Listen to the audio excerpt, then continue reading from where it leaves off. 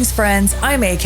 And I'm Laura. And we are the Chainsaw Girls. On today's episode, we are covering a movie that I have mentioned is one of my favorite vampire movies of all time.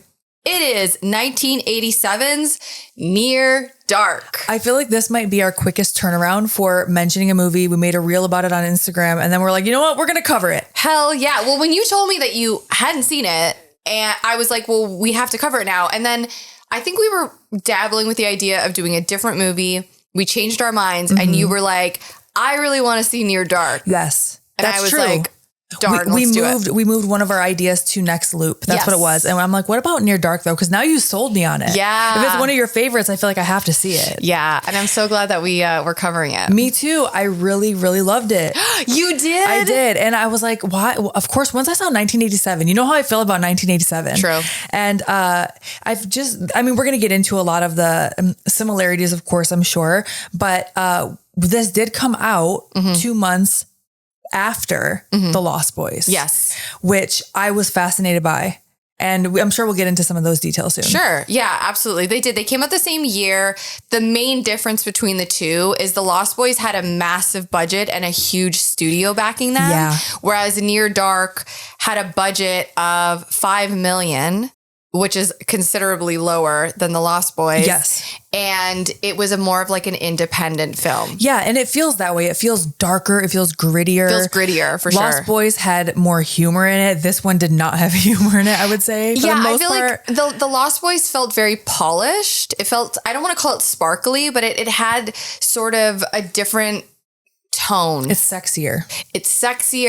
There's that sort of like little kid adventure Goonies vibe to it, right? Yeah. Whereas Near Dark feels to me like the older brother of those vampires. Okay, yeah. Like they've been around a long time. They don't really care for like human beings too much. Yeah, they're not trying to hang amongst the humans. No, they're not trying to fit in. They're definitely like anarchists. Yeah. So I think there's a kind of a difference there, but them coming out of the same year. It's unfortunate for Near Dark, I think, in that case, that they came out after too. Yeah. I agree with that. I'm going to read the IMDb. Yes. A small town farmer's son reluctantly joins a traveling group of vampires after he's bitten by a beautiful drifter. Yes. And at the time of this recording, I didn't find this streaming anywhere for free. I think we saw it might be on Apple TV, right? It might be, Maybe. But sometimes it's that thing where like if you Google it, it'll be like, oh, it's streaming here. And then you go to it and it's like, just kidding, it's not available. Yeah. So as far as I knew, I just had to rent it.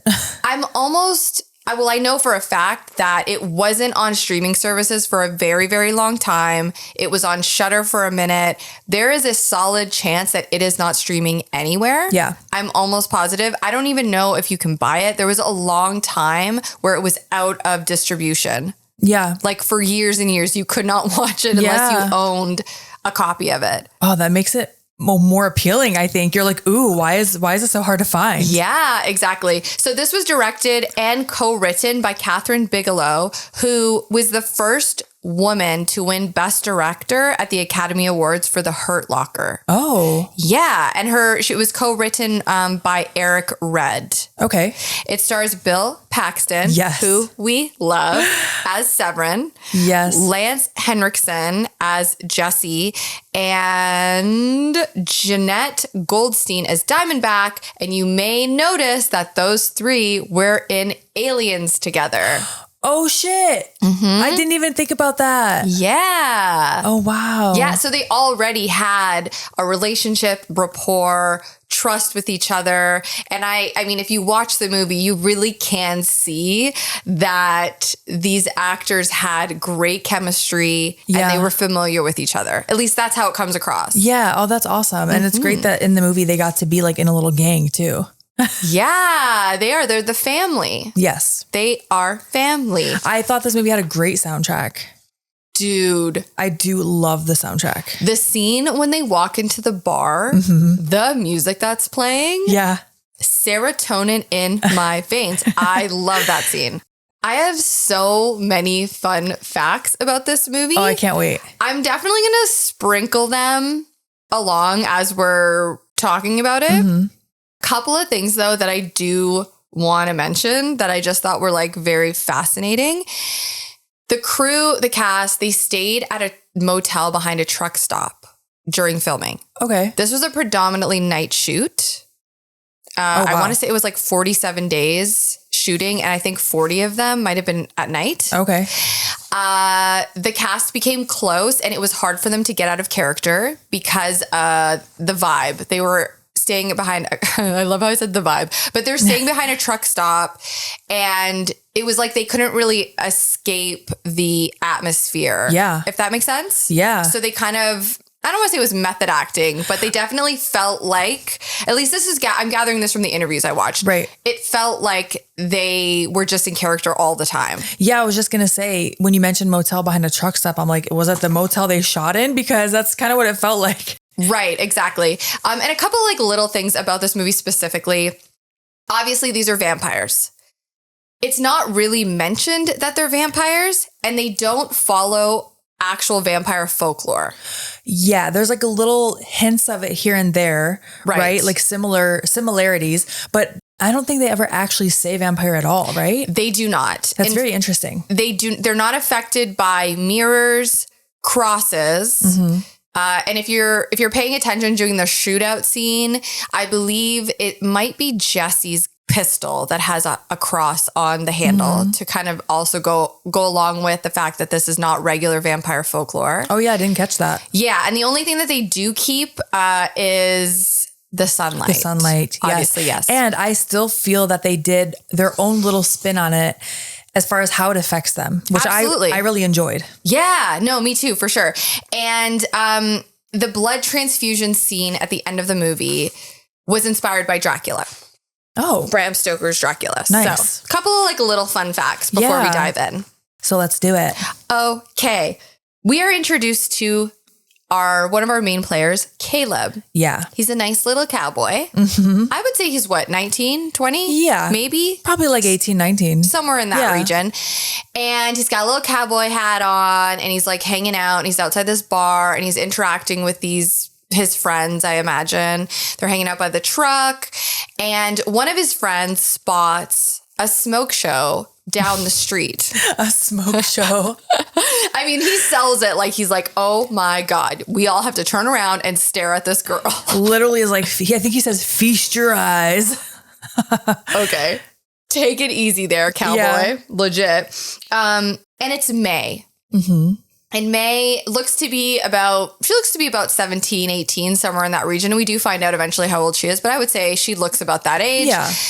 She is holding an ice cream cone, and she's just kind of standing by herself outside. Seems to be late at night. Yeah. Would you say? Yeah. Yeah. Caleb sees her, and he is like immediately enamored by her. Yes. All of them are, really. They have never seen a woman or haven't seen one in a long time in this town. Absolutely. Yeah. I gather that this is a very small town. I want to say they're in Oklahoma. I imagine it's a very small town, and everyone knows each other. It's like farmland. Farmland. And she is like coming from the big city. Yeah. So Caleb walks over and he's like, hey there, can I have a bite? She's like, she's cute. Like, she's kind of coy, but she entertains him. She seems a little timid. She seems timid, but she seems kind of interested in him. Yeah. And they're going for like a little stroll, and they end up hanging out, and he asks her where she's from. And she tells him she's from Sweetwater, Texas. And she's in town with some of her friends, and she's staying at a trailer park. Yeah. By the highway. Yep. And she needs a lift home. She needs a lift home, and Caleb's like, well, I can do that for you. And on their little drive, he does ask her if she has a boyfriend, and she says, sometimes. Yeah. Love that answer. Yeah. He was at certain points coming out a little strong to where I was even like, all right, fucking relax, Caleb. Okay. So I have theories on that. Okay. And I could be wrong, but it certainly seems his attraction to her is heightened because she is a vampire, and because in vampire like folklore, I guess, or some of the lore is like vampires draw you into them. And And even when they're not trying to, people are like drawn to them. Okay. And I do think that is part of the reason he is so immediately obsessed with her. It could be. Yeah. Because he really is. Like, oh, yeah. It's instant. Yeah. And she isn't... she only seems like halfway interested. And I think just before knowing what was happening, my first time watching this, I didn't know who the vampire was. Oh. Because I'm just watching it completely trying to turn off my mind. Sure. So I'm like, okay, who's the vampire? Him or her? Like one of them has to be. And I was thinking of it really going both ways. Like, is it this guy trying to get her alone so he can bite her? Or is this girl being a little standoffish because she doesn't want to bite him? And she's like resisting. Because that's kind of the feel we get, right? Like she's being timid, but also trying to like fight seemingly these urges, maybe? Yeah, definitely. I do think as the conversation goes on while they're in the truck together, that she definitely makes a decision at some point that she likes him and that she, as we find out, I think she's looking for like a partner. Yeah. I think she said she got turned when she's like 17. She eventually will like tell him this. But I don't know. I got the feel that she was like lonely and like looking for someone to spend time with. Okay. Forever. Yeah. That definitely is what it seems like later on too. Right? She's a free spirit, right? Like she tells him to stop the truck at one point and she's like, listen to the night. And he's like, what? Yeah, that is pretty funny. She does. She tells him to stop the truck and she's like, the night, can you hear it? And he is just following her like a puppy dog, which is again why I do think she has some sort of, there's something about her. And I think it has to do with her being a vampire. Yeah, it could. That really sucks him in. And yeah, she's like, listen to the night. And he's like, what? All I can see is you. Like he doesn't get it. Yeah. If you don't know either of them are vampires or that something's going on, it just looks like a typical, like the dude is like some random horny dude. He just wants to make out with her. Yeah. She's like a little hippie-ish where she's like, just listen to the night. And he's like, okay, sure. Just let me make out with you. Like whatever you say, as long as you touch my penis. No, it's true. At first, it definitely comes across like that. Like he's just super into her and she's just like kind of into him. Yeah. He wants to take her to somewhere and she agrees to go. And he takes her to meet his horse. Yeah. And the horse wants no part of her. No, he starts freaking out. The horse starts freaking out. And Caleb makes me laugh because he kind of comes across as like dopey. Yeah. Like he's like, horses don't like you. Okay. He's like an innocent little country boy. He is. Yeah. He's like, he and very, good-hearted. Like he's very, he loves his little sister. He loves his dad. Yeah. He loves his town. Yeah. He loves May. He does love May already. It's been 1 hour. He loves her. Yeah. One thing in the scene, I was like, whoa, like what is going on? But it was funny when he lassos her. Oh yeah. And he goes, whoa, you're strong. And she starts pulling him. Yeah. Like something's going on here. Yeah. I thought that was pretty funny. And again, he's just like she's very petite and he's like, oh, you're really strong. Yeah. But imagine, once again, not knowing who's a vampire yet, but now I'm kind of getting the idea. But just imagine like if he's the predator in this situation, he's lassoed her. I'm like, oh shit. Oh yeah, she's about to go down. Yeah. You know what's funny? The first time I saw this, like I went in completely blind like you. I had no idea what was going to happen. And I was so pleasantly surprised that it's so different from a lot of vampire movies. Yeah. Like it really is its own vibe. Yeah. And you feel it right at the beginning. I agree. Right? So it's almost dawn. And May's got to go. Yeah. And she's urgent about it. Like, she's like, we need to go. And at one point he's like, okay, I'll take you wherever you have to go. But he's like, but first you got to kiss me. You got to give me a kiss. This is the part where I was like, okay, fuck you, Caleb. I was like, Caleb. She's not giving you an enthusiastic yes. Fucking lay off. Yeah. It was a little like, buddy, don't do that. Yeah. Don't do that to me. Yeah. But she's kind of like, yeah, okay. She's like, okay. You're cute. Careful what you wish for, Caleb. Yeah. She bites him here. Yeah. She bites him and it seems like it could just be a little nick. It's not like full vampire, like you said. It's not like she just, and then starts sucking his neck. There's just a little indication that he was bit. He kind of winces. Yeah. And then she pulls away. She has a little blood on her mouth and then she gets out of the car and starts running. She does. Because at this point, like she needs to, which we will come to find out, the vampires do not fuck around when it comes to the sun. Yes, it will kill them. Not in the way that some movies will do it, where they just like explode right away, which I really liked. Yeah, it's definitely like a slow burn. And once Literally. once they are engulfed, then they explode. Yeah. So it looks very, very painful. Yes. Yeah, it looks really painful. I really liked the way they did that. I thought it was a really cool slight twist, slight spin. Yeah. So I wrote, you should have taken no for an answer, Caleb. So he tries to chase her for a minute, but she's gone. So he goes back to his car. It won't start. So he has to walk home. And he's walking through these fields and the sun starts coming up. And then we see that Caleb is not well. He is not doing well at all. He's struggling to walk. His body starts smoking, like physically smoldering. Yeah. His dad is off in the distance working on the farm. Looks like he might be a vet of some type. He's working on cows. Yeah. Working on cows like their cars. I know. I was like, wait, He's what? like injecting a cow with something. So I assume he's a veterinarian. And a vet. I thought you meant like a war like veteran. a war vet. You're like, okay. You're like, was he wearing a medal? I don't know. I didn't catch that. Wow, I didn't catch that. He could be. I don't know. But I think he's also a veterinarian for farm animals. Yeah. And his little sister. For farm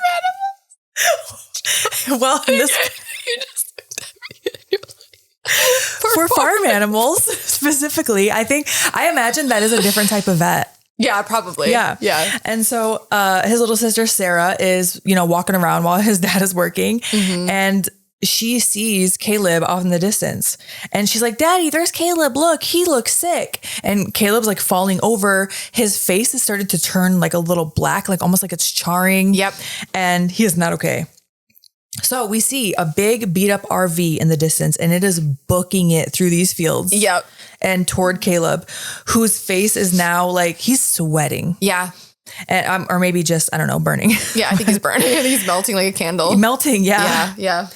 And so this RV, like they pull up, they don't even stop. The door swings open and they snatch Caleb without even stopping the vehicle. Yes. And the RV is like darkened out. Like there's shit on the windows. There's only like a little crack so they can like see where they're driving.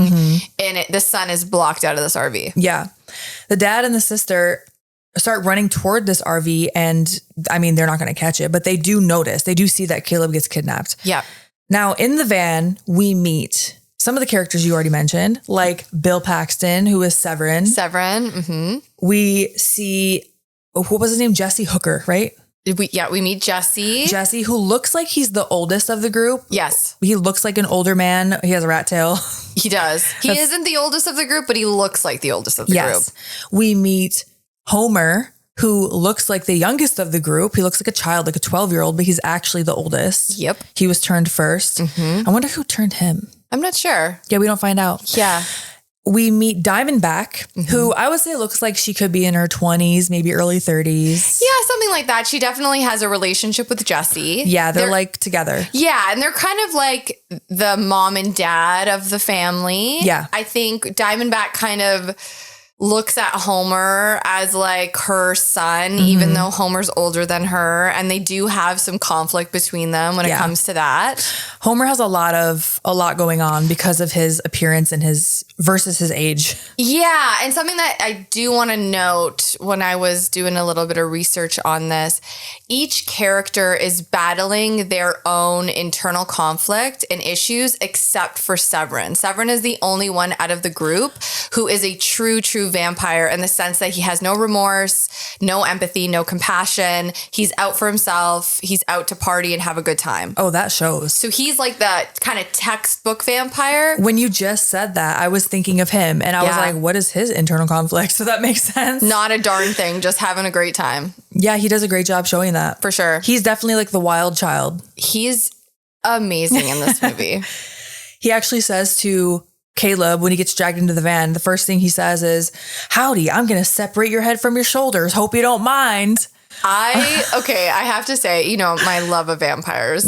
I think Severin is up there as one of my favorite vampires ever. He's very entertaining. Also, Bill Paxton, fellow gappy. I don't even know if that's a word. Anyone who has a gap in their teeth, I always notice. I know I mentioned that in a different episode, but I'm like, represent. Because I do too, if you don't know. I love your little cat. Thanks. It's so cute. I think Bill Paxton is like a smoke show in this. Yeah. Like he really just, I think it's his personality, which I don't know what that says about me, but his like. Well, he has charisma. Yeah. Thank you. He is charismatic as fuck. Yeah. Yeah. I enjoy him. Absolutely. Mm-hmm. So May is yelling for them to stop. Like they want to kill Caleb. Yes. And I wasn't clear why. I'm assuming they found out he was hanging out with May because they don't know. She's about to tell them, no, you can't. I turned him. So they didn't know that beforehand. They don't. But even when they find out that he's going to be turned, they still. And I do think part of it is because they don't want to be found out. They're clearly like, what would you call them? Like not vigilantes, but they're on the run. Like vagabonds. Is that what you called it once? You called like people that kind of like, or a drifter. Drifter. Yeah. That's like, the word. Like they're sort of, they don't really have an established home. They kind of just travel wherever they want to. I think we said vagabond in the My Demon Lover episode. Oh, yeah. I was just trying to think of like, when did we ever, because I think we also questioned that word in that episode. Didn't I call him a troubadour? Yes. And I was like, what the fuck is that? But yeah, so I think part of the reason is because he's new. And they don't want him involved in their family. And they must realize that he was with May and they don't want any witnesses. 1,000,000%, yes. Yeah. Mm-hmm. So she does tell him, she lays on top of him actually and is like, you're going to have to kill me if you kill him. I turned him and they're pissed. Yeah. And Jesse, who is like the leader, says, all right, he comes with us. Mm-hmm. So Dad, his name is Loy. And the sister Sarah, they're talking to the police. They saw the license plate. They're giving them all the information. Right. And it's pretty clear that they have a good relationship. Like I would say Loy, Sarah, and Caleb are a tight-knit family, which is funny because I feel like there's a theme running through the movie of family and the importance of family. And you can really tell that they care about each other. Definitely. It wasn't just like, oh, Caleb's off doing something. Like the dad is like, no, something's not right. We're going to the cops. Yeah. Yeah. For sure. And so because they know that the family was following them, they probably have the license plate number. They end up going and torching their RV, which they were very upset about because that was their home. That was their home. Yeah. And they can go wherever they want. And and they know that they can stay safe inside. Yes. Yep. Because I will say this type of vampire movie, I know we talked about before wanting to be vampires. This movie makes it not appealing. Absolutely. They definitely, I that's why I really appreciate it because it shows like the unflattering side. The struggle, which is so funny because like vampires like eat people. And I'm like, this version is unflattering, but it's just grittier and darker. Yes, it's not as sexy. And they're not superheroes or like anti-heroes. Right. Really, like they struggle as vampires. And they just look like they're living a miserable life. I don't know if I agree with that. Not Severin. He's having a great time. I do agree. Like, I think they're living a hard life. Yes. But I don't think they hate it. That's true. I'm thinking of future scenes where they're all kind of like enjoying themselves in a motel. I think for me personally, that looks like it's miserable. Are you kidding me? I can't even handle going to Warped Tour. Like, I mean, being on the road like that. Yeah. Oh God. I don't like outdoor festivals because it's like, you're just in the dirt and oh my God. And they're basically living outside except during the daytime where they have to hide or it's going to be real bad news. Yeah. And you'll notice too, when they are like putting all the shit on the walls and stuff to like block them out. They actually had a boot camp in real life. The actors did a boot camp to see how quickly they could cover up windows and shit like that. Oh. Like they had to time it to get it down to like 5 minutes or something like that. Mm-hmm. And it was basically like, how can we block the sun out as quickly as possible? And they did a boot camp with the actors. Wow. Yeah. That's really cool. Cause they do it with a quickness. Oh yeah, for sure. There's like real urgency, which again, I think is why, I love it. It's not just like, oh, the sun's coming up. It's like balls to the wall. It's like every single time the sun comes up, it is an actual like crazy struggle. Yeah, like what are we going to do? It's funny because with how long they've been doing this, it is funny how many times in this movie they're like, oh, the sun is coming up, like they didn't know. Like you guys should have this in practice by now. No, it's true. It's like they're always like, whoa. Especially with May, at first I understood she's with this boy. She's head over heels. She's not paying attention. Lost track of time. But yeah, it's always like frantic. Like it's going to be dawn. Yeah. So Caleb tells May they're off on their own for a minute and it's nighttime. So they're outside and, you know, he's like, I don't know what's going on. And this is just too weird. And he's not well, but he doesn't know what's happening yet. He's not fully turned and he just leaves. Mm-hmm. She's like, okay, you won't get very far. Because he wants to go home. Yeah. He wants to go home. I've had enough of this. Goodbye. Mm-hmm. He tries to go buy a bus ticket home, I think, or train. Yeah. He goes to the bus station and he's like looking rough as hell. And he's like, dude, I only have $11. Mm-hmm. And the guy's like, yeah, well, I'm not letting you on the bus. And you know what I was thinking in the moment after rewatching it for like the third time? I feel like because Caleb comes from a really small town where everybody knows each other, in that small town, I think the bus driver would have let him go. Yeah, that makes sense. Right? There's an innocence about Caleb. Yeah. Like a wholesome innocence. Mm-hmm. And in that scene specifically, I felt like he was... The reason he asked him, can I just get on? I bet you in his small town, they would have let him on. They're like, no worries. I got your $3. That's what I mean. Mm-hmm. Yeah. Like that's the vibe I got. I don't know. Maybe I'm reading too far into it. But. No, that makes a lot of sense. And so since he doesn't have a lot of money, he doesn't have enough money. He ends up going to the vending machine. Mm-hmm. He gets a candy bar. Mm-hmm. He tries to eat it. He spits it out immediately. Yep. Which I asked you about last night. I was curious because I'm like, wasn't May eating ice cream in the beginning? But I don't think they show her eating it. So maybe she was just holding it like a decoy. Yeah. Or maybe it was that thing too of like, she wanted to feel human. Yeah. Or maybe once you're fully turned, you are able to do things like that. Oh, maybe. I don't know. Yeah. Oh, that would be such a bummer if you couldn't eat food. Yeah. I love food. He could not eat that. Imagine not being able to taste like an Oreo ever again. Though I will say if you had vampirism, the way he looks when he finally does feed, I mean, he looked like he was having a great time. That is very true. So I think your taste buds must change. They love what is like that rusty taste of blood. Iron. Mm. So he goes up to a guy or a man approaches him actually and is like, hey, what's going on? Like Caleb does not look well. Right. And I want to say this is a detective or a police officer. Yes. He's definitely an officer of some kind. The second he walked up with that haircut. Right. That's what I thought too. I'm like, okay, this guy is a cop. He's either a cop or he's in the military. Something. And he was a cop and he thinks that Caleb is on something, which is understandable the way that he looks. Yeah. And you know, something I really liked about the interaction is this cop wasn't being shitty to him. He actually seemed concerned. He was a little... he was a little stiff. He was a little rough. But he wasn't like... He ends up giving him the $3. He gave him the $3 and was like, go home, kid. Yeah. You know what I mean? And like, I don't know. I didn't mind the interaction. Yeah, me neither.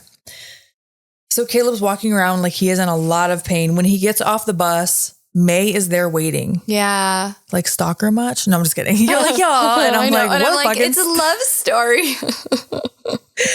Caleb thinks he's dying. He like crawls up to her. Oh my God. He is like, he crawls up to her and he wraps his arms around her waist because he thinks he's like going to die. Yeah.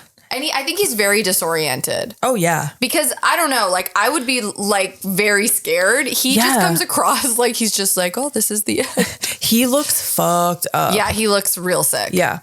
May bites her own wrist and tells him to drink. Yeah, she feeds him. And he starts going ham on that thing. Oh, yeah. Like he is really enjoying it. Like he has been starving, honestly, and he needs to feed. And then she's like, I asked you once if you listened to the night. Now listen to me. I'm like, girl, you're such a hippie. But you can really just hear like her heartbeat, or I think it's hers. Yeah.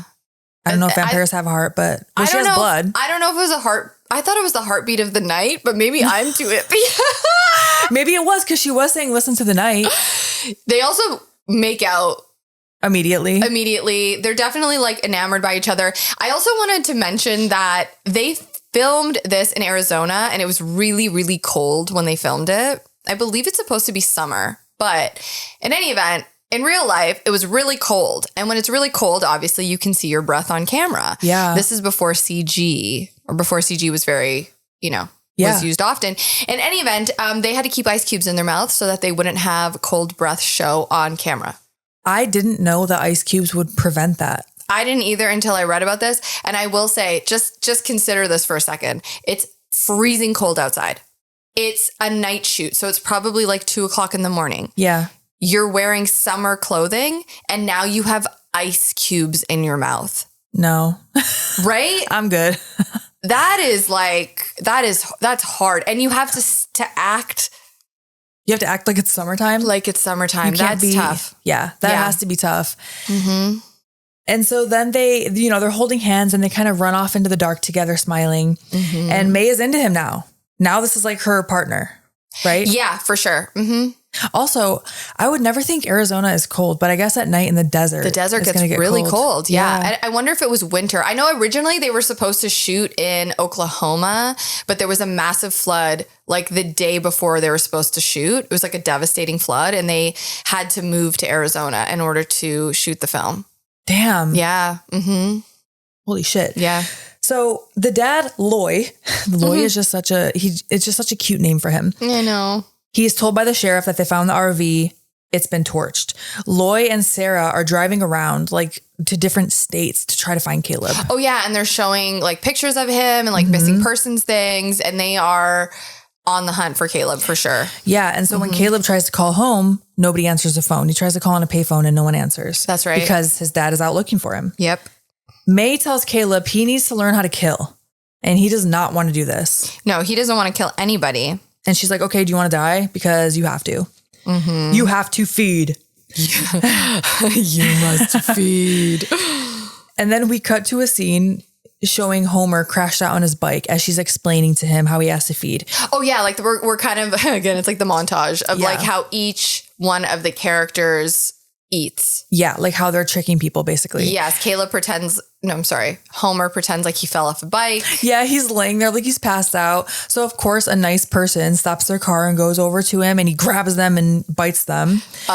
Severin is dressed like a cowboy. Yeah. And like his setup, like he's like standing there, he's like making sure his like everything's straight. And then all of a sudden he like puts his thumb out with like a big old smile on his face. He's so animated. He's so over the top. Yeah. And these two gals like see him and they're like, hey, let's party. And they like, let him in. Yeah, like clearly he's trying to use his looks and his charm to lure people. Yep. And then on the other hand, Jesse and Diamondback are picking up a hitchhiker. I loved this scene. Me too. So he stops for a hitchhiker who gets in the back seat.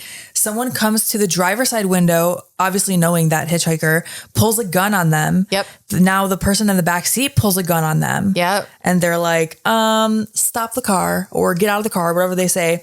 The one is being disgusting, referencing Diamondback, like, oh, we're going to have fun with her. And like trying to put his gun down her shirt to like pull her shirt open to look down. Oh yeah. It's really nasty. It's nasty, but I also love how she reacted because obviously we know she's about to fuck them up. Oh yeah. I mean, Jesse straight up says like, you're not going to look so good with your faces ripped off. Yeah. And then he turns up the music and you're like, oh shit. Mm-hmm. It's kind of nice to see them eating like terrible people. Yeah. It does make it satisfying for sure. And then we cut to Caleb and May, who have also started hitchhiking. I guess hitchhiking is just the way they do it, which that makes sense in the middle of nowhere. Yeah.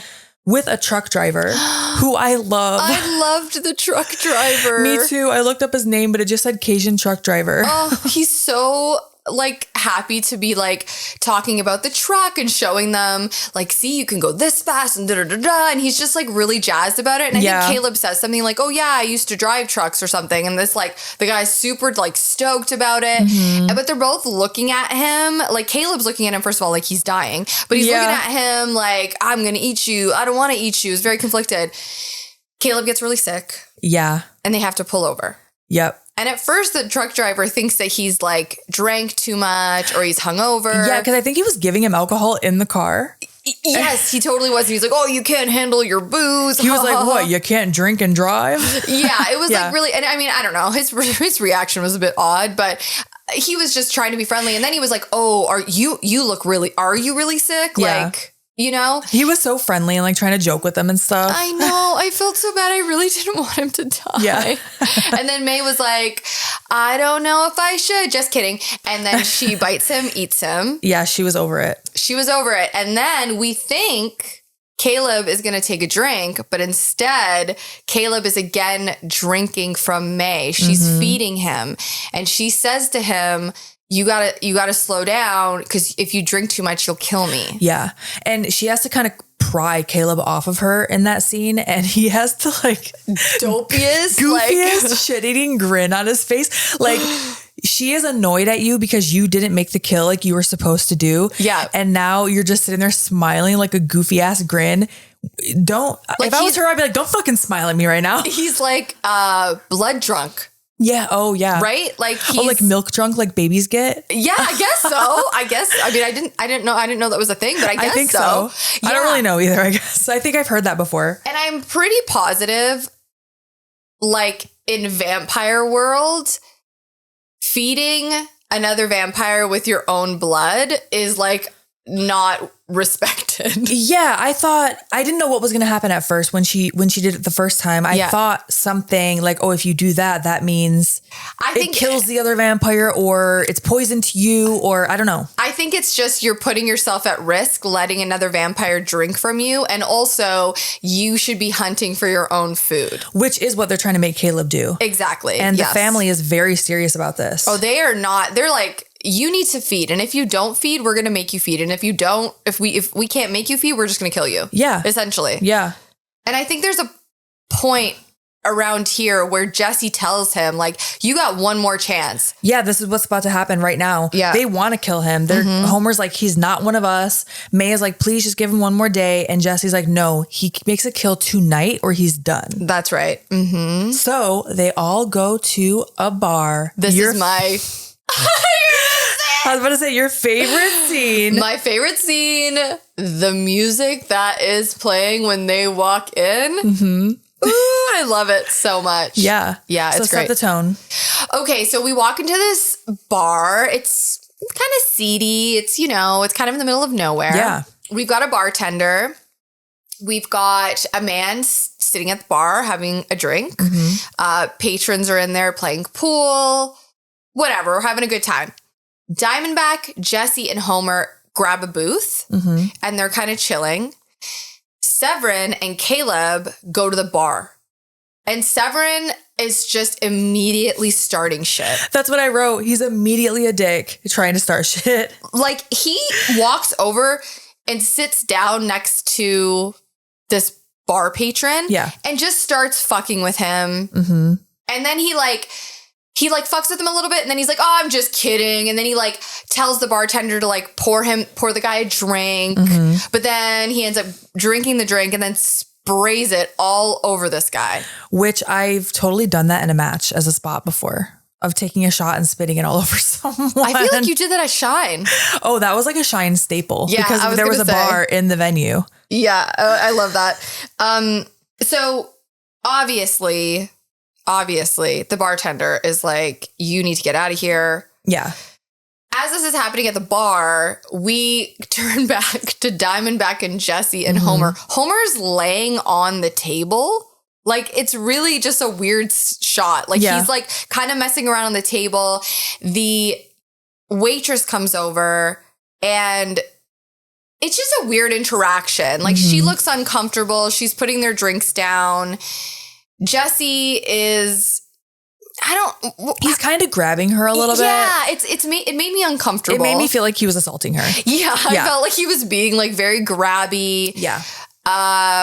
He tells her he only wants a glass. I think he said a beer and a glass. And a glass. He only wants the glass though. Yeah. So that's important to note. Absolutely. Diamondback, I don't know if Jesse was trying to make her jealous or I don't know what the deal was there, but it definitely seemed like she got jealous. Oh, because she slits the girl's neck. While he's kind of like grabbing at her, she comes up from behind and slits her throat. I feel like it's a game that they play. I think so too. Yeah, it seems very cat and mouse. Severin says, hey, did I tell you guys the one about Buffalo Bill? Which is a line that Henriksen came up with and gave him. Okay. Which I thought that was kind of neat, ad-libbed or whatever. But basically what ends up happening is like shit is hitting the fan. Yeah. Our waitress is bleeding. They're filling up their cups with her blood. Yes, that empty glass. The bartender, the bartender and the onlookers, like everyone's looking a little bit uncomfortable. And Severin like starts a fight with the guy at the bar. Yeah. And basically he's trying to get Caleb to fight with this guy. Yeah, Severin grabs Caleb by both of his arms. After this bar patron is so pissed at Severin, by the way, Caleb hasn't done anything. Yeah. But Severin grabs Caleb and tells the bar patron, something about like punch him. I want to teach him a few things or something. And the guy does. I was like, why are you punching Caleb? He didn't do anything to you. No, for real. But it does get Caleb to fight back a little bit. Yeah, exactly. And I think that was the whole point, right? I think Severin was just trying to instigate so that Caleb would feed. Yeah. And honestly, like Severin loves chaos. Oh, absolutely. It's like a little chaos demon. I was a little shocked that when Diamondback slit the waitress's throat, nobody reacted like audibly. Like there were no screams. I would have been shitting my pants. The bartender just pulls out a shotgun. Oh, which yeah. Also, yes, like a reasonable reaction. For sure. But I was just shocked that no one, I don't know. I was expecting like the guy who was playing pool to start screaming or something. I don't know. Yeah, they definitely said, I feel like it's that environment where like nobody is looking at what anybody else is doing because nobody wants to be involved. Yeah. Okay. Right. Like isn't that like bystander thing? Isn't that like bystander effect, I think is what it's called. Bystander effect. Yeah. Like where people just don't want to get involved. I feel like that is like kind of part of it. Or they assume someone else is going to do something about it. Yeah. Oh my God. That's happened to me on subways before. It's just terrible. Oh, I hate that. The bartender shoots Caleb. Yeah. Right in the gut. Right in the gut. And that scene, the actor was not expecting the shot yet. Oh. So whatever it is, like it's obviously not a real shotgun, but whatever hits into him knocked the wind out of him. So when he's like breathing like, that's real. Oh, shit. Because I think it happened. He just was caught off guard or something like that. I was going to say that was a great sell. Yeah, it was real. It got the wind knocked out of him. Yeah, because he seems like he's almost suffocating. Yeah, for sure. Yeah. But he is not affected by a bullet like you should be. No, and he sells it too. Like he's just like, oh, I'm not dead. I'm not dead. It's, I feel like I'd react the same way. Oh my gosh. Honestly. There's another point where Severin is fighting this other guy and the guy's like, don't fuck with me. And the guy starts choking him and Severin's like selling it at first. And then like, he just very goofily like looks to the side and he has a big stupid smile on his face. Like the way he's selling it like comically, like. Yeah, like in a black and white movie, like pretending to be choked. Right. And he clearly is not really being choked. He's fine. And so he ends up breaking the guy's neck. He's like squeezing his head and it looks like he just kind of snaps his neck. He says a bunch of fucked up stuff to him too. He like tells him his dad was a cuck. Yeah. Like, what? And then he also says he is not into 5 o'clock shadow. Okay. He does not like biting into people with beards. Oh yeah, that's right. Yeah. He's not into that. So he does have some standards. Yeah. He's like, there's one thing that I won't go for. Yeah. At least shave your neck. Like, come on, Severin. Okay. Sorry he didn't shave his neck for you before you killed him. Caleb's the only one that's not feeding. So at this point, everybody's feeding. May hasn't yet. Caleb hasn't yet. Severin's having a good old time. At one point, Severin licks all of his fingers and he's like, it's finger licking good. I'm like, okay. I love it. Little KFC reference. He gets on the bar. He's following the bartender down who's trying to like reload his gun. And he uses the spurs on his boot to slit the bartender's throat as he's standing on it. I freaking loved that. The way they show him, like it's from the POV of the bartender where he's just like kicking his foot back and forth. I loved it so much. Diamondback says to this guy who's trying to run, this is the part I asked you about yesterday. I was a little confused because she's like, hey, there's a fly on the ceiling. And it's like one of the last humans that's in there. He looks up and then Homer shoots him in the back like 5 times. You know what it reminded me of? It reminded me of that spot in wrestling where you're like going like you're doing Universal and then you're like, stop. Cabana used to do it all the time. Stop. Yeah. Look up. And then slap. Yes. If she would have done something to him, I think that would have made more sense to me. But it was Homer and he was already behind him. So he didn't really need the guy to look up. I don't know. I was just like, okay, that's interesting. And also because they're vampires, I just thought it was so funny that he used the gun. Yeah, because I feel like Homer, again, it does play into the fact, though, that yes, they're vampires. We know they're vampires. But they're more interested in the chaos of it. That's true. So it's like to them, I feel like slitting someone's throat, shooting someone, it's all... Yeah. You know, they don't care. They're just like, whatever means necessary. This is fun. Yeah, that's true. Because they do seem like they're having a great time. Yeah, that's very true. And so there's one human left now, and it's the guy who's at the pool table. And he's just been standing there in shock the whole time, not making any noise. I am sad for him that he didn't run yet. He looks so scared. Yeah, he probably was in shock. And like May goes strolling up to him. And what's interesting, I think, about the character of May is she's not really like the rest of them. It could be because she hasn't been a vampire for very long, but she still has compassion and she's trying to calm the guy down. Right. She's dancing with him and she's like, it's okay. You don't have to be afraid. And then Caleb kind of comes over because I got the impression that Caleb was like jealous that she was dancing. Yeah, that's what I thought. I thought she was trying to make Caleb jealous. Yeah, like she's definitely trying to evoke some feelings there. Right. Right. Because she really wants him to make a kill so they'll keep him in the group. Exactly right. And she's like, this one's all for you. Yeah, she's forcing him to dance with her to this country song while he's like sobbing. It made me feel really bad for that guy. I know, I felt really bad for him too. It's like really sad. Yeah. And May says, he's for you, Caleb. Yeah. Because then Caleb is like right there. Yeah. And Caleb just takes a little too long. And then the guy jumps through a window, like through the glass. I've never related to anything more in my life. Like, get me the fuck out of here. Get me out of here. I will jump out this window. Yeah. Yeah. And he starts running and Caleb instinctively starts chasing him. Right. While he's chasing him, the rest of them just decide they're going to torch the entire bar. They love torching things. They love fire. Yeah. Like for real. I mean, they're making, what are those called? Molotov cocktails? Yeah. They're just like dancing and things are being lit on fire. I mean, Homer specifically looks like he's having the time of his life. Yeah. It's pretty wild. It's wild. Caleb eventually catches up to the pool guy. I don't know what else to call him. Yeah. The young cowboy. The young cowboy. Yeah. And he's begging. He's like, please, please. And Caleb lets him go. He does. Imagine being that guy. You're like, oh shit, that actually worked. I know. Normally it doesn't work. Caleb cannot kill him. No.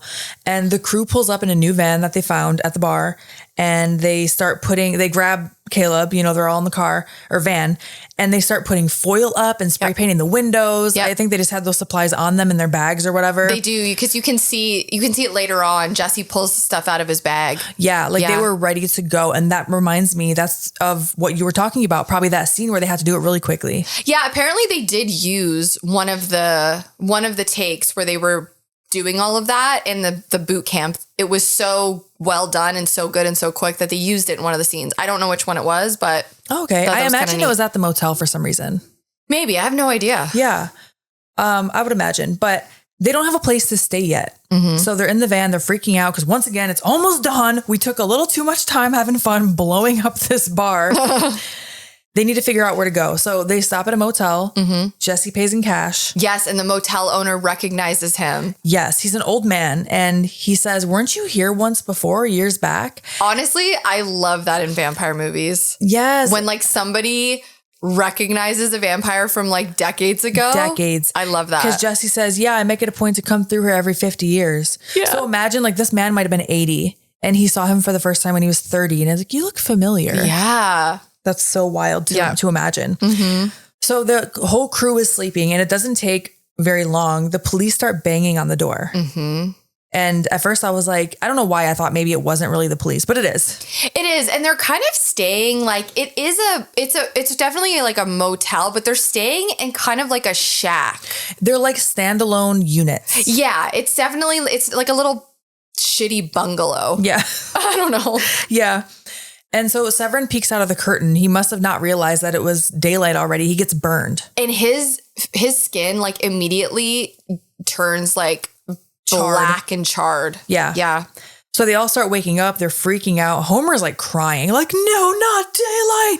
And they start immediately loading up their guns because they know it's a losing battle. That's right. The police are there. They're going to come in and they're going to drag them out there and then they're going to die. That's exactly right. Or they have to go out in a blaze of glory inside the motel. Yeah, no, for sure. And the cops, there's quite a few of them. The kid that Caleb chased is sitting in the back of the cop car. Yes. So he obviously took them there. Yeah. Or told them where they were. Yeah. And then so people they're pissed at Caleb. That's for sure. Right. And then they all start blasting. Dude. Everyone. The shootout is epic. The shootout is wild. Yeah. I hope there were no units caught in the crossfire because wow, it's pretty crazy. You made such a good point about Homer. Homer was really freaking out. And once they all realized the situation that they were in, they loaded up so quickly and they were just let's fucking go. Yeah. And so bullets are flying everywhere. Daylight is coming through these holes. Yes. And in the commotion of it all, I believe it's Caleb that says, we need to get the car or we need to get the van. And I think it's Severin that's like, oh, yeah, well, why don't you go get it then? Yeah. Caleb's like, challenge accepted. Grabs the keys, grabs a blanket, and like a badass shoots himself out of a window with the blanket over him. Yeah.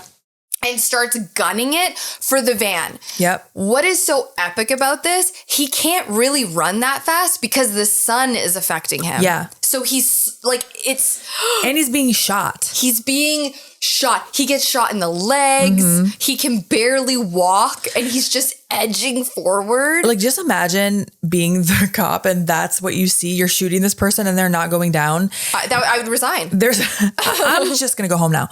And so the blanket is kind of coming off him at one point too. So he does start to get a little burned. Yeah. And I just like that it doesn't immediately kill them. So they do have some time, but it's obviously very painful. Like charring them.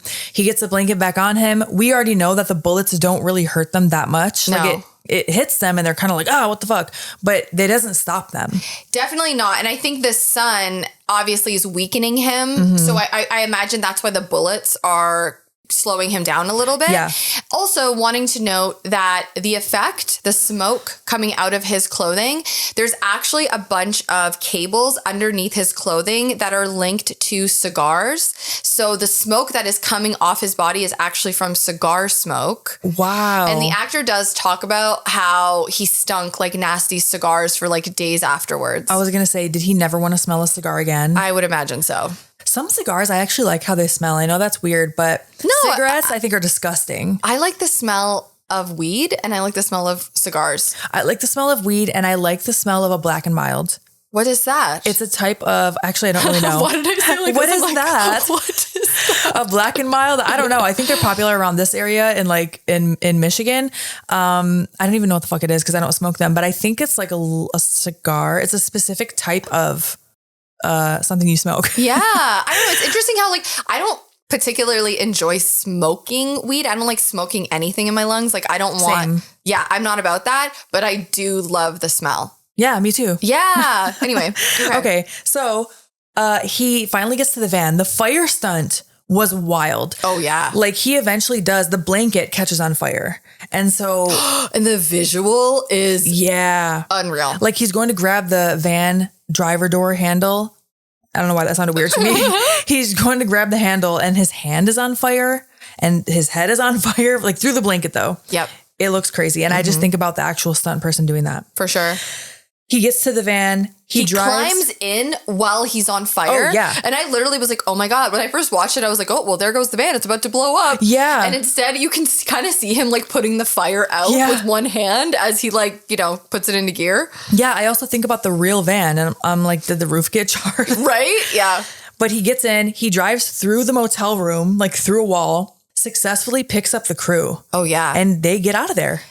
They get out of there and they love Caleb. Oh, Caleb he has earned their respect and they are celebrating. They really are. Severin gives Caleb his spurs. As a sign of, I guess, a gift, a thank you, like you're one of us. Yeah, you're one of us. Yeah. He's welcoming him into the tribe. You know, he's part of the family now. And Caleb and May are they have their little celebration. Jesse's been pretty good about him now. Like he's welcomed into the family. Yeah.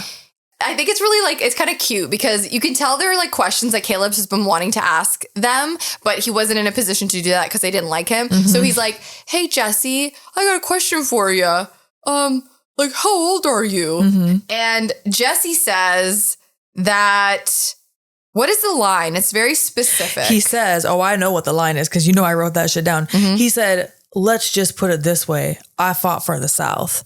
And then Caleb's like, the South. And he's like, we lost. And I wrote, yikes. Dude, okay. I have to tell you about this. Okay. So Lance Henriksen put a lot of effort and work into the background of his character, which I freaking love. And that's the actor, right? This is the actor. Okay. That's one thing that I really love one of the things I love about acting is when you get to come up with a whole backstory of your character. Oh, that'd be so much fun. Because I imagine you don't always get that opportunity as the actor. No, right. And it's like up to you if you want to like do literary regression and come up with all this stuff, which I personally like to do because I think it's like really fun. But Lance did a lot going into this role. One of the things he did do was he grew his hair out. That's why he had the rat tail. He had a real rat tail? He had a real rat tail. Oh, dang. He went... I thought that was a clip-on. He went somewhere in Hollywood and got these big, nasty, like fake nails put on, went home and broke them all with a hammer to make them look like jaggedy and kind of gross. Okay, that was probably painful because getting acrylics... It hurts. That if he actually fucked up his nail bed by... Oh, no. Yep.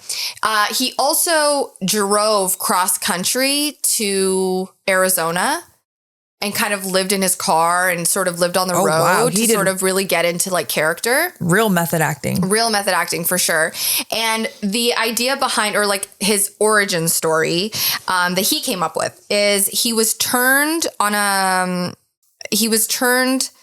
during a fight on the Delaware. Okay. I don't have a lot of information when it comes to history of the USA. So I didn't even know. I think yesterday I asked you about the war where they were, what did I ask you? You were like, what were the wars that you guys had? Yeah, I was like, what was that war where you guys like didn't like each other? Which is interesting because this is the war he's talking about, the Civil War. The Civil War, that was it. I was like, they just like weren't getting along. Okay. So anyways, he's on this ship in the Delaware. He was in the Confederate Navy and the ship was hit really badly. Okay. All the men are dying. They're moaning. And all of these shadow creatures climb onto the ship and they're eating everybody and they're killing everyone. And as Jesse lay dying on the ship floor, one of the shadow creatures took pity upon him. Okay. And he was turned into a vampire. Oh, wow. Yeah. So that was kind of like the backstory that he came up with. Yeah. And Henriksen also like put tar in his hair because that's what the people in the Navy at that time in the 1800s, that's what they did. They put like tar in their hair. And he tells a story about picking up a hitchhiker on one of his road trips across America. In real life? In real life. Oh, shit. And he was completely in character for it. Oh, no. And he started fucking with the hitchhiker. And the hitchhiker was like twice the size of him. Oh. The hitchhiker was so uncomfortable that he told him to like pull over and he wanted to get out of the car. And he's like, okay. Yeah, I think eventually he might have told him. Yeah, I think so. I hope so. I think so. I think he did. But yeah, he gave the guy $80 for being a good sport. Oh, okay. Yeah, but I don't know. A lot of money, especially back then. Yeah, I don't know if he ever told him that he was an actor, but he did give the guy some cash for. Oh, I wonder if that guy, until he saw that movie, if he ever did, thought that he almost got killed by a serial killer. Oh, 1,000,000% yes. There's another story where same kind of situation. Bill Paxton and Lance Henriksen would get bored sometimes in between like scenes, stuff like that. So they would go on these rides and they were flying down the highway, going way too fast, and a cop pulled them over and they were in character and they were in their makeup and their stuff. And the cop was so uncomfortable that at one point he put his hand on his gun. Oh, shit. Yeah. And I guess he was so uncomfortable that he let them off without a ticket. Oh. And both of them, like Bill Paxton says basically like, he was like, come on, dude, like stop fucking around, you know? To Jesse? Lance. Okay. Yeah. And Lance is like just having the time of his life. Yeah. And they actually made the cop so uncomfortable that the cop just like let them off. Wild. Is that not like... They're lucky. Very lucky. This is also the 80s. But I just think it's like, I just think that is like so much fun. And also in the middle of nowhere where this cop probably is not used to dealing with, I don't know, strangers. Strangers that look like that. Yeah. And that are... Because they do look scary. And Bill Paxton specifically does talk about what it was like on set and how they were all just kind of having the time of their lives. That sounds awesome. Yeah, like just like super in character, having a good time, being crazy. Him specifically. Yeah. Like he got to have, I mean, at one point they were near train tracks. They were near like a train station, something like that. One time he was in full makeup and the makeup where he is like his face is half missing. Oh, yeah. It's coming up in a scene in a minute here, but his face is half missing. And just to mess around, he went to one of the train conductors and was like, there's been a terrible accident. If you think I look bad, you should see what the other guy looks like. That's so fucked up. It is so funny though, but it's also so fucked up. I mean, imagine how scared that guy was. Oh God, I can only so just imagine what it was like filming this movie. Oh my gosh. It sounds like it'd be so fun to be on set. I know. Oh my gosh. And it was low budget too. Like this is a lower budget movie. And Catherine Bigelow just seems like such a creative, interesting director. And I can just picture, I don't know, like I just think it was such a cool set. And a cool experience. It definitely seems that way. Like, it sounds like they were living the lives of rogue vampires. Yeah. You know? It's your dream. I know. I'm like, come on, somebody hire me. I want to be a vampire. So if Jesse was from the Civil War, that means he's over 100 years old because that took place in the 1860s. Right. So Homer's older than Jesse. Right. Because, so how old is Homer? Is Homer. Well, we do find out a little bit more about like who turned who and that type of stuff. We do. In this motel room, we find out that Homer is the one who turned May. Yep.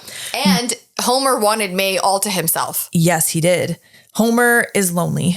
Very lonely. I do feel a little bad for him, but also he's a little shit. I know, true. And they all, so May and Caleb go for a walk. Yes, this is where May tells him this. She says that she was in high school when she got turned. She is 17 or was 17, I guess. Yep. And Homer said he needed help with his 5th grade homework. And I think she even says like, she doesn't say a little shit stir, but something like that. Yeah. And I guess it's been like 4.5 years since she's been turned. So she's probably the baby of the group, I would say, which makes sense because she certainly seems like she still has her humanity. And then back at the hotel or motel, we see Severin, Homer, Diamondback, and Jesse playing poker. And what I love about this scene, I think it is the most telling of their relationship.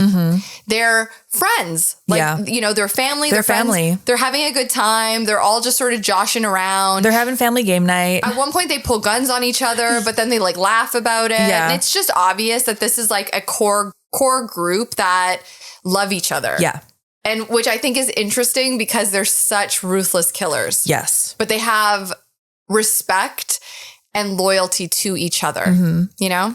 So Homer goes out for a smoke. He's had enough of the poker. He's going outside for a smoke. Mind you, he looks like a 12-year-old. The visual is so funny. Even like his clothes look big for him. And he's like a little kid when they're like go into like a trunk and pull out like adult clothes to wear. Yeah. You know what I mean? It reminded me of like Mr. Dress Up. Mr. Dress Up. Is that a Canadian thing? Yeah. Okay. The tickle trunk.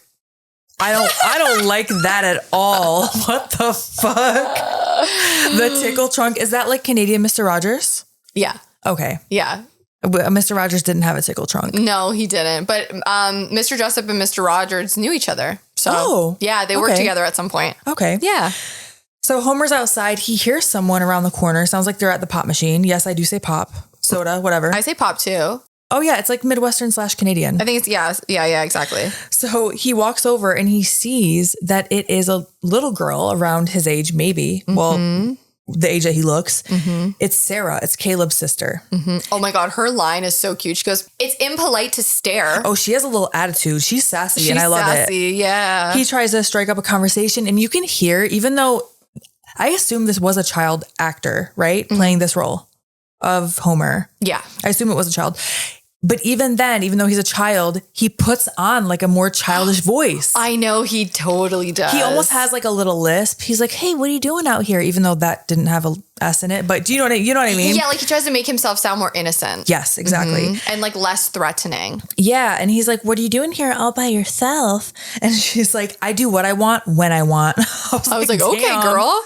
Yeah. Also, why are you outside by yourself? It's like 5 a.m. Yeah. It's a little concerning.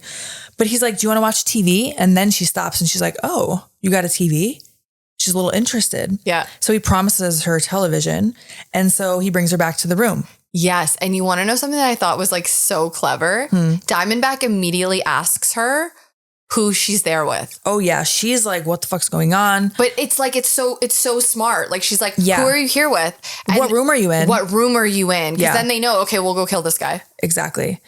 She also seems annoyed at Homer for doing that. 1,000,000%, yes. Like, why did you just bring her in? Now we have to take care of this, is Yeah. what it seemed like. Yeah, and they're all just chilling. Yeah. Yeah. And so they turn on the TV. One thing I love about this, it's not really dwelled upon, but the TV is playing the national anthem, which back in the day, like way before our time, TVs in the US used to stop at a certain time.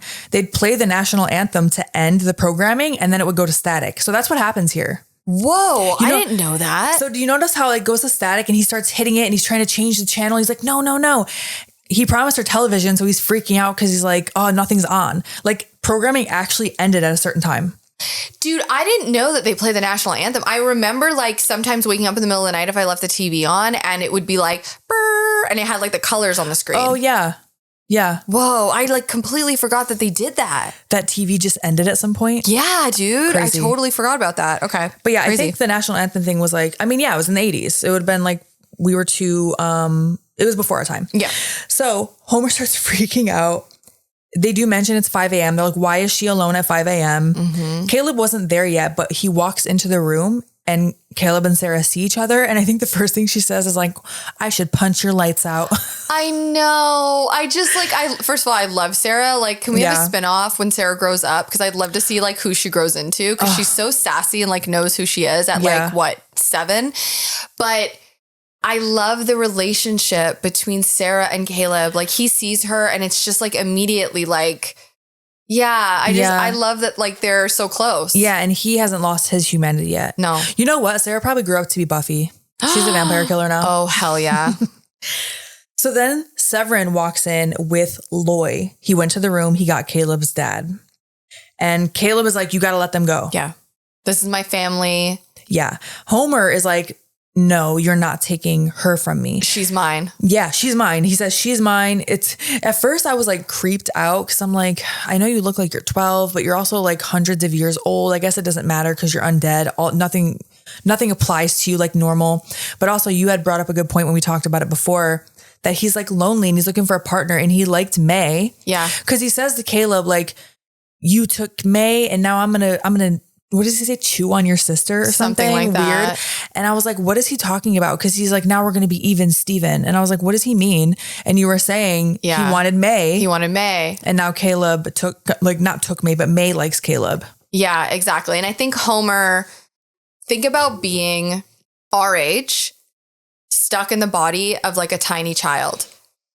No one takes you seriously. Mm-hmm. Nobody looks at you like with any type of respect or authority. You can't live like an adult. You can't live like an adult. You can't have relationships. Like, who are you going to have a relationship with? Right. And he is living like an adult, by the way, but like obviously publicly he couldn't like go buy a beer. No, exactly. Yeah. Exactly. And you can see, I really do think because he's the oldest and because of his situation, he seems so, what's the word I'm looking for? I don't think sad covers it. Like, he seems disturbed. Like, almost like deprived too. Like deprived. That's it. Yeah. He feels, that's the way it comes across to me, especially on like the second and third watch. Yeah. When I'm actually like paying close attention to each of the characters a little bit more. Yeah, he definitely comes across and tortured. And I'm not saying anything he does is right. It just helps me to understand him better. Yeah. And I was curious about what he meant and what his motives were. Yeah. So Caleb's dad pulls out a gun. He's like, I'm not here to play. Mm-hmm. And he shoots Jesse in the stomach, which does nothing but make him spit out a bullet. That was such a freaking cool scene. Yeah. When he like takes it and then he just like stands there for a second. And then I thought the first time I saw it, I'm like, oh, there's going to be blood in his mouth. And he just spits the bullet out. I was like. Yeah. And then Jesse grabs the gun in the dad's hand and starts squeezing it. It's hurting him. He's like cracking his hand. Yeah. Yeah. Sarah ends up getting free from Homer and opens the door. So everyone's like, the sunlight. Because the sun is up. Yep. The sun is up. Yep. And then Caleb, Sarah, and Loy are able to escape. Yep. They run into Loy's truck and the truck bed is like covered. Yes. And Caleb's also back there like with a blanket too. Yep. And Loy is like, we're getting you to the hospital. We got to go to the hospital. And I mean, Caleb is like, hell no, we're not going there. And he's trying to like get it through his head. And he's like, look at me. And he like sticks his hand in the sun. And his dad's like, normal people don't spit out bullets. And like, so they're definitely, the dad is like trying to come to terms with what's going on. But it makes sense. He wants to go to the hospital. Yeah. Why wouldn't you think that's where you should go? Yeah. And Caleb's like, if you take me to the hospital, I will die. Yeah. And he's like, I was bit. Yeah. I've been bit. And one thing I love also about this movie is like, there isn't some like drawn out, like, I don't believe this, da da da da. It's like the dad is like, to the point, we're going to do a blood transfusion. Yeah. Caleb asked him, hey, have you ever done a transfusion on a human before? Yeah. And then it cuts to the barn. Yep. And the dad is giving him a transfusion with his own blood. I know. I loved it. I was like, 1, that environment doesn't look sterile. 2, I assume you know your son's blood type. So I imagine you're a match. Yeah. Like just little things that go through my head, you know? No, I know. In like real life, I'm like, ew, okay, this is kind of gross. But I really think the core of the movie is the relationships and the family and the loyalty to each other. And I also love the creativity of that. Me too. I love it. So the transfusion works and Caleb wakes up. It takes a while. It seems like it takes maybe a few days. He eventually wakes up. Life seems to go back to normal. Yeah. They're eating dinner at the table together. Dinner. Yeah. Little things that bothered me, which it does come into play, is I noticed the window is open. Yeah. Right behind the dad while they're eating dinner. I'm like, I would have my house on lockdown for the rest of my life. For sure. But like boarded up windows. Especially because you don't know what actually, besides the sun, like you don't know what's going to keep them out. Right. And you would assume they're coming for you. I would. And so they show the dad later, like Caleb goes out to the barn for a second, which we'll talk about. But like they show the dad later, he's sleeping with the window open. I'm like, shut your fucking windows. I know. Honestly, when I moved to Barrie for a while, I was really thrown off by how people just left their doors unlocked and shit. Cause I grew up in the city. Yeah. And I was like, are you guys crazy? Yeah, I like, can't. I can't.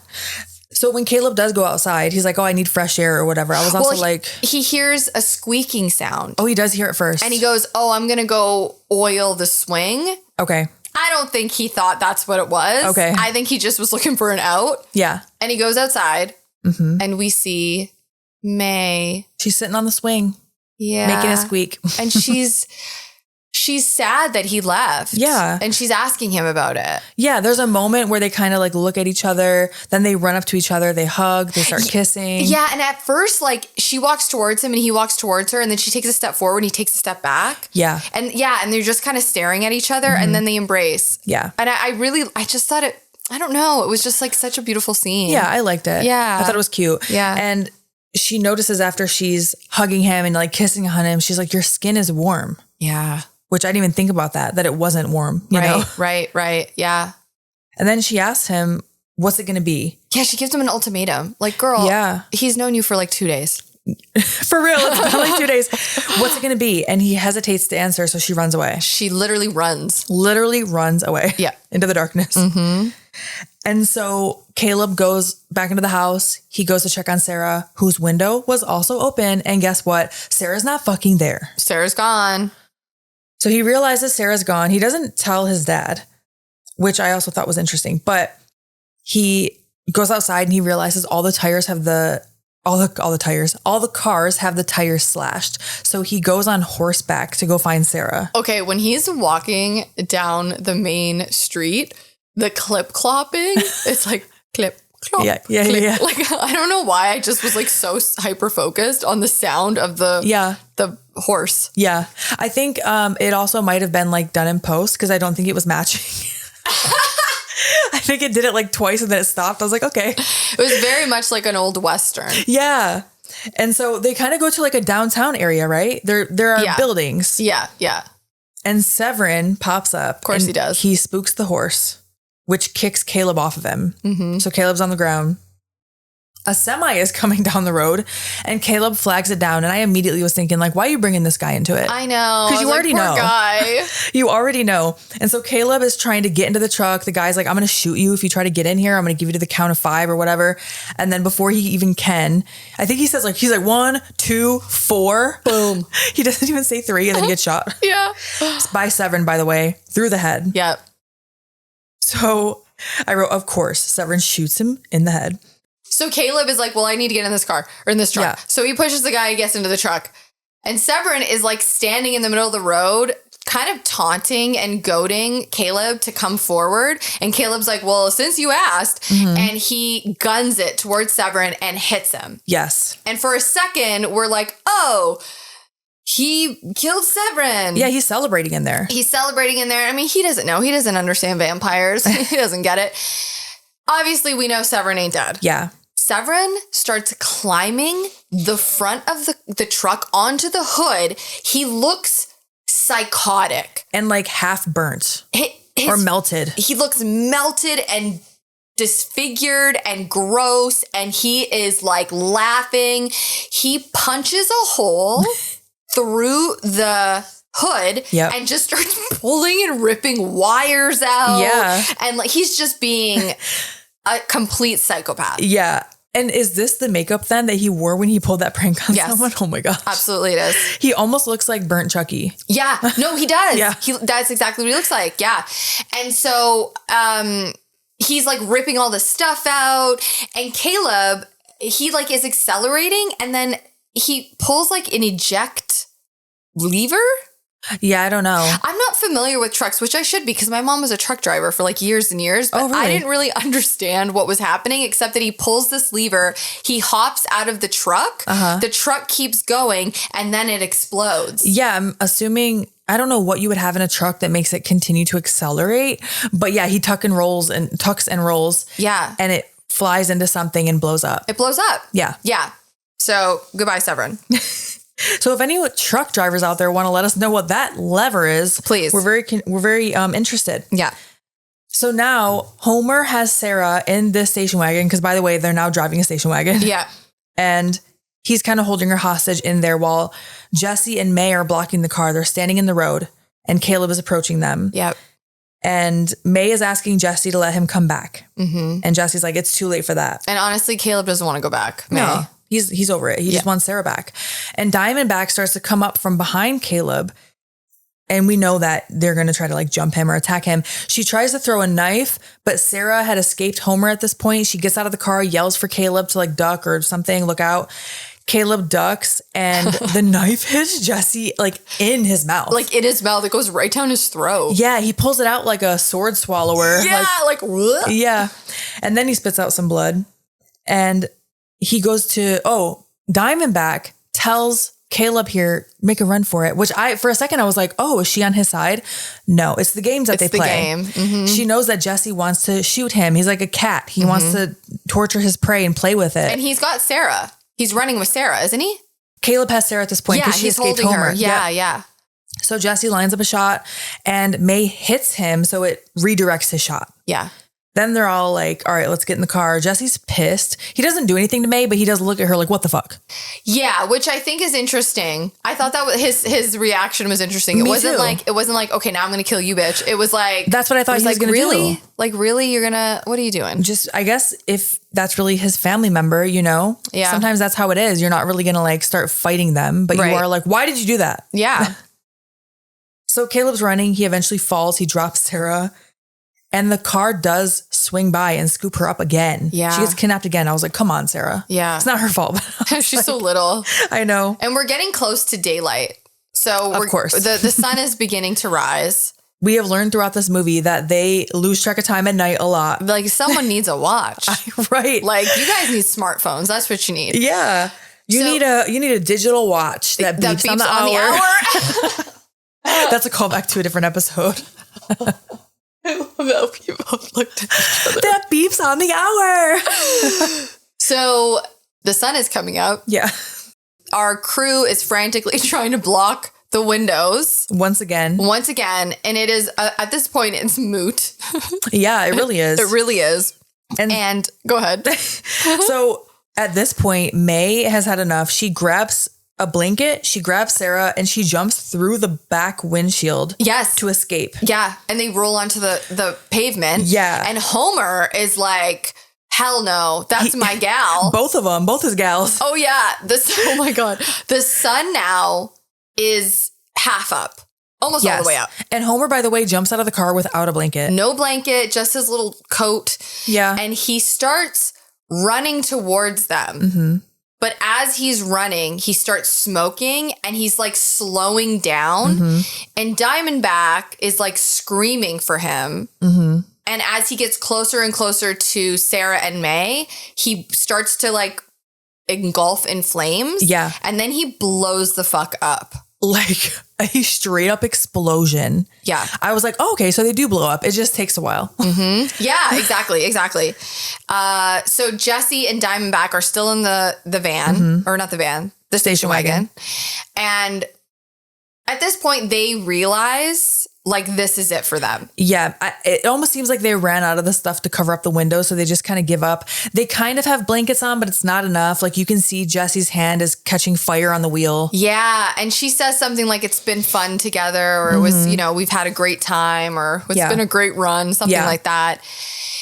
And the station wagon is coming. It's like it's driving down the road, but you see that it's like slowing down and it starts smoking. Yeah. At first it looked like they were going to try to run and hit Caleb, because Caleb and Sarah are in the road with May, who May is kind of laying on the ground with a blanket over her. Yeah. You don't really know her condition yet. Yeah. And it looks like, Jesse and Diamondback are just staring at him like they're going to rev the engine and just run them over. But they can't. No, because I think even if they wanted to. Yeah. They catch on fire, which makes the car catch on fire. They hold hands. Yeah, it is kind of sad. It is just like, even though they're terrible, but it's the family. They love each other. Yeah. Like they do. Yeah. Even though they're terrible. Yeah. There's still love in their heart for each other, for their family. So the station wagon kind of like slowly goes off the road. The door's like falling off. It goes into a ditch. It's such a cool visual, man. Yeah. And then the whole thing explodes into a transformer, like the power box thing on the power line. And there's just a huge explosion. Yeah. I didn't want you to think I meant transformer, like, the car. Transformers. Yeah. Robots in disguise. By the way, this is also like sci-fi. Well, I guess it is sci-fi, but whatever. Anyway. So we cut back to the barn at this point, and we see that May is on the table where Caleb was when he got the transfusion. Yeah. And Caleb walks in the barn. He has a little bandage over his arm where he has clearly used his blood to give May a transfusion. Yeah. I assume the father performed it because he's probably the veterinarian. But I wrote, or maybe the dad did it. And then they hug, and she's like, "What's happening?" I know. I really love that she says to him, like, "I'm scared." Yeah. And she like hugs onto him, and he says, "It's okay. It's just the sun." Yeah. Because the sun is coming in. It's not affecting her. And I think that's why she's like, whoa. Yeah. But yeah, that was really sweet. And then that's the end. And then it just ends on them embracing. Yeah. And her looking unsure. Mm-hmm. And I liked that. I liked it. It was a happy ending, but it was like there's uncertainty to it. Yeah. She has to go back to real life now after being 17 for 5 years or whatever. I don't think she even really wanted to be a vampire. Oh, I thought you were going to be like, I don't think she wanted to be turned back. Oh. I'm like, maybe not, honestly. I don't know. I didn't catch the vibe that she really like loved being a vampire. I think she just kind of accepted it. She gave off the vibe that she had good intentions, but she also knew she had to feed so she didn't die. Yeah. It was like a matter of survival, but she seemed like a nice gal. Yeah, I think so. I think she was probably a good person in her, in her real life. Yeah, like before she was turned. So a couple of things I wanted to tell you about. Yeah. Near Dark. So one of the reasons that this movie didn't have as much publicity as, say, maybe The Lost Boys, is because the production company went bankrupt. Oh, that'll do it. I believe this was the last film from the production company, DeLaurinaitis Entertainment Group. Okay. So that could be part of the reason why it didn't get the publicity that it rightfully deserved. Right. Some of the inspiration behind creating this movie was the Catherine and I believe his name is Beeboop Eric. They wanted to make a Western, but at the time Westerns like weren't really as popular, I guess. Yeah. And so they came up with the concept of making like a vampire Western, like merging the two together. Interesting. I never really got into the Western the Western genre. It's not really my cup of tea. Your face. No, as soon as I see a cowboy, I'm like, okay. Except this movie. I got my eyes glossed over. I didn't know there were cowboys until I watched it. Believe me, when I first saw the cowboy, I went, gosh darn. You're like, oh, what did I get myself into? Here we go. We forgot to mention Clop. Clip clop. We forgot to mention that in our intro episode about we don't like Westerns. Well, that's not usually a horror genre. I'm just not a Western gal. Yeah. What can I say? I don't think I've seen one that I liked outside of this one. Western, or if I see that it's about war, my eyes immediately glaze over. Some war stuff I can dig. Like I liked Band of Brothers. I liked The Pacific. I don't know either Actually, of those. I do like a lot of war movies. Never Really? mind. Interesting. I'm gonna back out of that. But I don't know. When it comes to cowboys, I don't like country music. You don't like clip clops? I'm not into the clip clop, man. I grew up on 90s country, so I do have a soft spot in my heart for country, but not to the point where I need to watch a Western. Aw, I get that. When it's like nostalgic, right? Yeah. Yeah. No, I don't know. I'm just like, you know how you said your eyes glaze over when we're watching something sci-fi and they start having these like really weird names? Oh, like they get deep into the lingo? Yeah. Yeah. That's how I feel anytime I see anything to do with country, like Westerns, country music. Yeah. It's just, but I will say, I love a not cow aesthetic, like cowboy boot aesthetic. Oh, yeah. Like I would like love Nashville. You like Nashville aesthetic. I like Nashville aesthetic, but I don't want to listen to the music. So can we just put on some Poison the Well and I'll dress like a cowgirl? It'd be great. They have to have bars. And what is the main street in Nashville? I forget. Have we gone there? I don't think we've gone there together.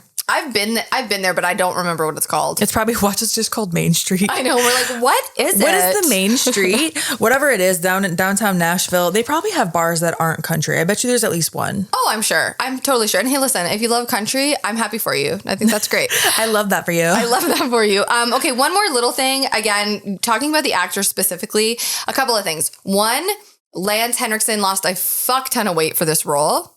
It seems like he would, based on everything else you've told me. I mean, he wanted to see his bones. He wanted to be stick thin because he thought that's what he would look like. Okay. If he was in that position, I guess, as a vampire.